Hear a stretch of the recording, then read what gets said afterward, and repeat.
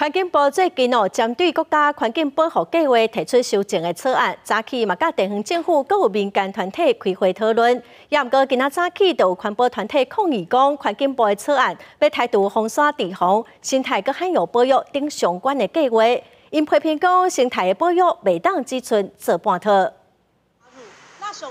旧报条夹飘起来自台湾各地环保团体抗议环境部国家环境保护计划研商会议所提出的修正草案，甲地山防灾、生态、海洋保育拢总抬调，干那要做环境部的负责项目，批评政府环境保护干那做半套。国家环保计划是被自攻了。 要改善的速度真的是非常的慢，慢吞吞，根本就是一个乌龟计划。万一新竹生态协会指出，环境部讲因为相关法令已经有相关部会立定，所以就免搁再列入去。不过环境议题无可能切割，以检讨来讲，若无去考虑到生态保育，同款的对环境不利，批评环境部无应该自我矮化。这层级不应该只有环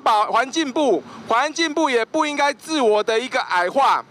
针对国家环境保护计划要推动固体再生燃料 SRF， 还有空污消毒案，环团代表嘛表示要反对到底。还是魔鬼藏在里面，不仅是漏洞而已，而且会危害国人的健康。 这届研商会议有邀请地方政府甲民间团体参与，环境部表示会继续收集各界意见。顶届国家环境保护计划修订是109年，这届修订是因为环境部去年升格改制，回归到环境部的业务，相关议题都要定搁再检讨。记者综合报道。